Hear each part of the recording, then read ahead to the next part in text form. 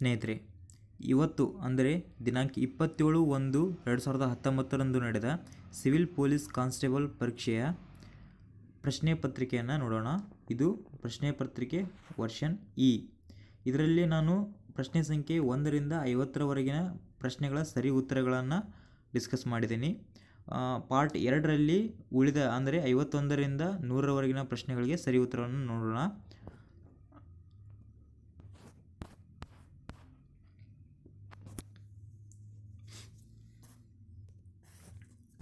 ಮೊದಲನೇ ಪ್ರಶ್ನೆ, ಮಹಾತ್ಮ ಗಾಂಧಿಯವರು ತಮ್ಮ ಪ್ರಥಮ ಸತ್ಯಾಗ್ರಹವನ್ನು ಎಲ್ಲಿ ಆರಂಭಿಸಿದರು? ಇದಕ್ಕೆ ಸರಿಯಾದ ಉತ್ತರ ಆಪ್ಷನ್ ಡಿ, ಚಂಪಾರಣ್ಯ. ಎರಡನೇ ಪ್ರಶ್ನೆ, ಯಾವ ಕಾಂಗ್ರೆಸ್ ಅಧಿವೇಶನದಲ್ಲಿ ಗಾಂಧಿ ಇರ್ವಿನ್ ಒಪ್ಪಂದ ಅಂಗೀಕರಿಸಲ್ಪಟ್ಟಿತು? ಇದಕ್ಕೆ ಸರಿಯಾದ ಉತ್ತರ ಆಪ್ಷನ್ ಎ, ಕರಾಚಿ ಅಧಿವೇಶನ. ಮೂರನೇ ಪ್ರಶ್ನೆ, ಸೂಕ್ತ ಪರ್ಯಾಯ ಪದ ಆರಿಸಿ ಬರೆಯಿರಿ. ಆಹಾರ, ಹೊಟ್ಟೆ, ಇಂಧನ. ಇದಕ್ಕೆ ಸರಿ ಉತ್ತರ ಆಪ್ಷನ್ ಬಿ, ಇಂಜಿನ್. ನಾಲ್ಕನೇ ಪ್ರಶ್ನೆ, ಗುಂಪಿನಲ್ಲಿರುವ ಇತರ ಪದಗಳಿಗೆ ಕಡಿಮೆ ಸರಿ ಹೊಂದುವ ಪದ ಆರಿಸಿ ಬರೆಯಿರಿ. ಇದಕ್ಕೆ ಸರಿ ಉತ್ತರ ಆಪ್ಷನ್ ಡಿ, ಖಡ್ಗ. ಐದನೇ ಪ್ರಶ್ನೆ, ಶಬ್ದದ ತೀವ್ರತೆಯನ್ನು ಅಳೆಯಲು ಇರುವ ಏಕಮಾನ ಯಾವುದು? ಇದಕ್ಕೆ ಸರಿ ಉತ್ತರ ಆಪ್ಷನ್ ಬಿ, ಡೆಸಿಬಲ್. ಆರನೇ ಪ್ರಶ್ನೆ, ಭಾರತದಲ್ಲಿ ಫ್ರೆಂಚರ ಅದೃಷ್ಟ ಪರೀಕ್ಷೆಗೆ ನಿರ್ಣಾಯಕವಾದ ಕದನ ಯಾವುದು? ಇದಕ್ಕೆ ಸರಿ ಉತ್ತರ ಆಪ್ಷನ್ ಸಿ, ವಾಂಡಿವಾಶ್ ಕದನ. ಏಳನೇ ಪ್ರಶ್ನೆ, ಯಾವ ಇಸವಿಯಲ್ಲಿ ಕಸ್ತೂರ್ಬಾ ಗಾಂಧಿಯವರು ಜೈಲಿನಲ್ಲಿ ನಿಧನ ಹೊಂದಿದರು? ಇದಕ್ಕೆ ಸರಿ ಉತ್ತರ ಆಪ್ಷನ್ ಬಿ, 1944. ಎಂಟನೇ ಪ್ರಶ್ನೆ, ಇವುಗಳಲ್ಲಿ ಯಾವುದು ಯಾಂತ್ರಿಕ ಶಕ್ತಿಯನ್ನು ವಿದ್ಯುತ್ ಶಕ್ತಿಯನ್ನಾಗಿ ಪರಿವರ್ತಿಸುತ್ತದೆ? ಇದಕ್ಕೆ ಸರಿ ಉತ್ತರ option B, dynamo. Next question, 2018ರ G20 ಸಮಿಟನ್ನು ಯಾವ ದೇಶವು ನಡೆಸಿಕೊಟ್ಟಿತು? ಇದಕ್ಕೆ ಸರಿ ಉತ್ತರ ಆಪ್ಷನ್ ಎ, ಅರ್ಜೆಂಟೈನಾ. 10ನೇ ಪ್ರಶ್ನೆ, ನವೆಂಬರ್ 28, 2018ರಂದು ಭಾರತದ ಯಾವ 2 ರಾಜ್ಯಗಳಲ್ಲಿ ಚುನಾವಣೆ ನಡೆಯಿತು? ಈ ದಿನಾಂಕದಂದು ಮಧ್ಯಪ್ರದೇಶ ಮತ್ತು ಮಿಜೋರಾಂನಲ್ಲಿ ಎಲೆಕ್ಷನ್ ನಡೆಯಿತು. ಇದಕ್ಕೆ ಸರಿ ಉತ್ತರ ಆಪ್ಷನ್ ಸಿ. 11ನೇ ಪ್ರಶ್ನೆ, ನವೆಂಬರ್ 26, 2018ರಂದು ಉಪರಾಷ್ಟ್ರಪತಿ ವೆಂಕಯ್ಯ ನಾಯ್ಡು ಅವರು ದೇರಾ ಬಾಬಾ ನಾನಕ್ ಕರ್ತಾರ್ಪುರ್ ಸಾಹಿಬ್ ರಸ್ತೆ ಕಾರಿಡಾರ್ ನಿರ್ಮಾಣದ ಅಡಿಪಾಯವನ್ನು ಪಂಜಾಬಿನ ಯಾವ ಜಿಲ್ಲೆಯಲ್ಲಿ ಸ್ಥಾಪಿಸಿದರು? ಇದಕ್ಕೆ ಸರಿ ಉತ್ತರ ಆಪ್ಷನ್ ಡಿ, ಗುರ್ದಾಸ್ಪುರ ಜಿಲ್ಲೆ. 12ನೇ ಪ್ರಶ್ನೆ, ಕೊಂಕಣ್ ಎಂಬುದು ಯಾವ 2 ದೇಶಗಳ ನಡುವಿನ ನೌಕಾ ಅಭ್ಯಾಸವಾಗಿದೆ? ಇದಕ್ಕೆ ಸರಿ ಉತ್ತರ ಆಪ್ಷನ್ ಸಿ, ಭಾರತ ಮತ್ತು ಯುನೈಟೆಡ್ ಕಿಂಗ್ಡಮ್. 13ನೇ ಪ್ರಶ್ನೆ, ಲೋಕಸಭೆ ಚುನಾವಣೆಗಾಗಿ ನಾಮಪತ್ರವು ಇವರಿಂದ ಸಲ್ಲಿಸಲ್ಪಡಬಹುದು? ಇದಕ್ಕೆ ಸರಿ ಉತ್ತರ ಆಪ್ಷನ್ ಬಿ, ಮತಕ್ಷೇತ್ರವೊಂದರ ಮತದಾರ ಪಟ್ಟಿಯಲ್ಲಿ ಹೆಸರು ಕಂಡುಬರುವ ಭಾರತದ ಯಾವುದೇ ಪ್ರಜೆ. 14ನೇ ಪ್ರಶ್ನೆ, ಸ್ವಲ್ಪ ಸಮಯದವರೆಗೆ ಸುದ್ದಿಯಲ್ಲಿದ್ದ ಡಿಜಿಲಾಕರ್ಗೆ ಸಂಬಂಧಿಸಿದಂತೆ ಕೆಳಗಿನ ಹೇಳಿಕೆಗಳು ಯಾವುದು ಸರಿಯಾಗಿದೆ? ಇದಕ್ಕೆ ಸರಿ ಉತ್ತರ ಆಪ್ಷನ್ ಬಿ, 2 ಹೌದು. 1 ಮತ್ತು 2 ಹೌದು. ನೆಕ್ಸ್ಟ್ ಕ್ವಶನ್, ಕೆಳಗಿನ ಗ್ರಹಗಳಲ್ಲಿ ಯಾವುದು ಸೂರ್ಯನ ಸುತ್ತ ಒಂದು ಬಾರಿ ಸುತ್ತಲೂ ಗರಿಷ್ಠ ಸಮಯವನ್ನು ತೆಗೆದುಕೊಳ್ಳುತ್ತದೆ? ಇದಕ್ಕೆ ಸರಿ ಉತ್ತರ ಆಪ್ಷನ್ ಸಿ, ಗುರುಗ್ರಹ. 16ನೇ ಪ್ರಶ್ನೆ, ಹರಪ್ಪ ನಗರವು ಯಾವ ನದಿ ದಂಡೆಯ ಮೇಲೆ ಸ್ಥಾಪಿಸಲ್ಪಟ್ಟಿತು? ಸರಿ ಉತ್ತರ ಆಪ್ಷನ್ ಡಿ, ರಾವಿ ನದಿ. 17ನೇ ಪ್ರಶ್ನೆ, ಕೇಂದ್ರ ರೈಲ್ವೆ ಮಂತ್ರಿಯೂ ಆಗಿದ್ದು ಇತ್ತೀಚೆಗೆ ತೀರಿಕೊಂಡ ರಾಜಕಾರಣಿ ಯಾರು? ಸರಿ ಉತ್ತರ option C, C K Jaffer Sharief. 18ನೇ ಪ್ರಶ್ನೆ, ಅಂಚಿನ ಹಿನ್ನೆಲೆಯವರ ಸ್ಟಾರ್ಟ್ಅಪ್ ಮತ್ತು ಎಂಟರ್ಪ್ರಿನರ್ಗಳಿಗೆ ಸಹಾಯ ಒದಗಿಸಲು ಕರ್ನಾಟಕ ಸರ್ಕಾರವು ಒಂದು ಯೋಜನೆಯನ್ನು ಆರಂಭಿಸಿದೆ. ಅದರ ಹೆಸರೇನು? ಇದಕ್ಕೆ ಸರಿ ಉತ್ತರ ಆಪ್ಷನ್ ಎ, ಉನ್ನತಿ. 19ನೇ ಪ್ರಶ್ನೆ, ಭಾರತವು ಇತ್ತೀಚೆಗೆ 36 ಫೈಟರ್ ವಿಮಾನಗಳನ್ನು ಖರೀದಿಸಲು ನಿಶ್ಚಯಿಸಿದೆ. ಈ ಕಂಪನಿ ಯಾವ ದೇಶದಲ್ಲಿದೆ? ಇದಕ್ಕೆ ಸರಿ ಉತ್ತರ ಆಪ್ಷನ್ ಡಿ ಫ್ರಾನ್ಸ್. 20ನೇ ಪ್ರಶ್ನೆ. ಡಿಸೆಂಬರ್ 1, 2018 ಭಾರತದ 23ನೇ ಮುಖ್ಯ ಚುನಾವಣಾ ಆಯುಕ್ತರಾಗಿ ನೇಮಕಗೊಂಡವರು ಯಾರು? ಸರಿ ಉತ್ತರ ಆಪ್ಷನ್ ಎ ಸುನಿಲ್ ಅರೋರಾ. 21ನೇ ಪ್ರಶ್ನೆ. ಸಂಗೀತಕ್ಕೆ ಸಂಬಂಧಿಸಿದಂತೆ ವೇದ ಯಾವುದು? ಸರಿ ಉತ್ತರ ಸಾಮವೇದ, ಆಪ್ಷನ್ ಡಿ. 22ನೇ ಪ್ರಶ್ನೆ. ಕೆಳಗಿನ ಜೋಡಿಗಳನ್ನು ಪರಿಗಣಿಸಿರಿ. ಇದಕ್ಕೆ ಸರಿಯಾದ ಉತ್ತರ ಆಪ್ಷನ್ ಎ ಒಂದು ಮಾತ್ರ. 23ನೇ ಪ್ರಶ್ನೆ. ಸುದ್ದಿಯಲ್ಲಿರುವ H1N1 ವೈರಸ್ ಸೋಂಕು ಕೆಳಗಿನವುಗಳಲ್ಲಿ ಯಾವ ರೋಗಕ್ಕೆ ಸಂಬಂಧಿಸಿದ್ದು? ಇದಕ್ಕೆ ಸರಿ ಉತ್ತರ ಆಪ್ಷನ್ ಸಿ ಹಂದಿಜ್ವರ. 24ನೇ ಪ್ರಶ್ನೆ. ಕೆಳಗಿನ ಹೇಳಿಕೆಗಳನ್ನು ಪರಿಗಣಿಸಿ. ಇದಕ್ಕೆ ಸರಿಯಾದ ಉತ್ತರ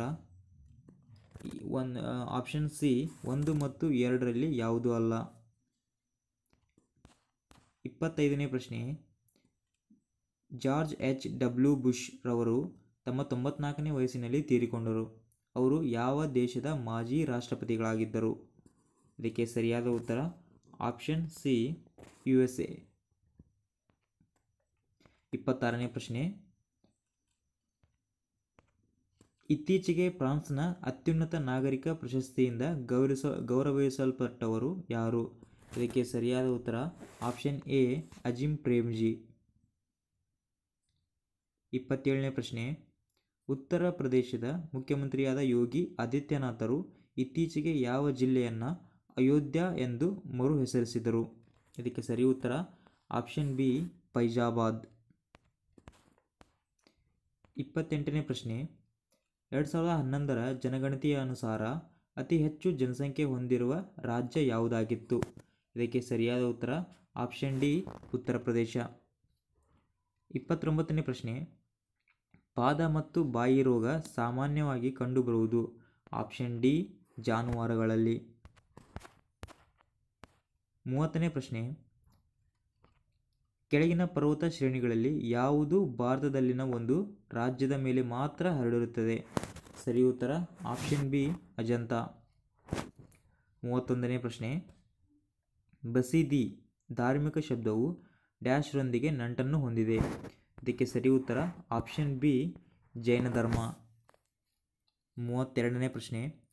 ಸಂಗಮ್ ಕಾಲ ಎಂಬಲ್ಲಿ ಸಂಗಮ್ ಎಂಬುದು ಈ ಅರ್ಥವನ್ನು ಕೊಡುತ್ತದೆ? ಇದಕ್ಕೆ ಸರಿ ಉತ್ತರ ಆಪ್ಷನ್ ಸಿ ತಮಿಳು ಲೇಖಕರ ಸಭೆ. 33ನೇ ಪ್ರಶ್ನೆ. ಕರ್ನಾಟಕ ರಾಜ್ಯೋತ್ಸವವನ್ನು ಯಾವ ದಿನದಂದು ಆಚರಿಸುತ್ತಾರೆ? ಇದಕ್ಕೆ ಸರಿ ಉತ್ತರ ಆಪ್ಷನ್ ಬಿ ನವೆಂಬರ್ 1. 34ನೇ ಪ್ರಶ್ನೆ. 2018ರ ಫಿಫಾ ವಿಶ್ವಕಪ್ಪನ್ನು ಯಾವ ದೇಶವು ಗೆದ್ದಿತು? ಇದಕ್ಕೆ ಸರಿಯಾದ ಉತ್ತರ ಆಪ್ಷನ್ ಎ ಫ್ರಾನ್ಸ್. 35ನೇ ಪ್ರಶ್ನೆ. G20 ಸಮಿತಿಗೆ ಭಾರತವು ಯಾವ ವರ್ಷದಲ್ಲಿ ಆತಿಥ್ಯವನ್ನು ನೀಡಲಿದೆ ಎಂದು ಇತ್ತೀಚೆಗೆ ಘೋಷಿಸಲಾಗಿದೆ? ಇದಕ್ಕೆ ಸರಿಯಾದ ಉತ್ತರ ಆಪ್ಷನ್ ಬಿ 2022. 36ನೇ ಪ್ರಶ್ನೆ. ಏಕೈಕ ತುರ್ತು ಸಂಖ್ಯೆ 112 ಇದನ್ನು ಮೊದಲ ಬಾರಿಗೆ ಪ್ರಾರಂಭಿಸಿದ ಭಾರತದ ರಾಜ್ಯ ಯಾವುದು? ಸರಿಯಾದ ಉತ್ತರ ಆಪ್ಷನ್ ಸಿ ಹಿಮಾಚಲ ಪ್ರದೇಶ. 37ನೇ ಪ್ರಶ್ನೆ. ಭಾರತದ ಈ ಕೆಳಗಿನ ಪ್ರದೇಶಗಳಲ್ಲಿ ಈಗ ಯಾವುದು ಪಾರಸರಿಕ ಇಕಾಲಜಿಕಲ್ ಹಾಟ್ಸ್ಪಾಟ್ ಸೂಕ್ಷ್ಮ ಪ್ರದೇಶ ಎಂದು ಪರಿಗಣಿಸಲ್ಪಟ್ಟಿರುತ್ತದೆ? ಇದಕ್ಕೆ ಸರಿಯಾದ ಉತ್ತರ ಆಪ್ಷನ್ ಡಿ ಪಶ್ಚಿಮ ಘಟ್ಟಗಳು.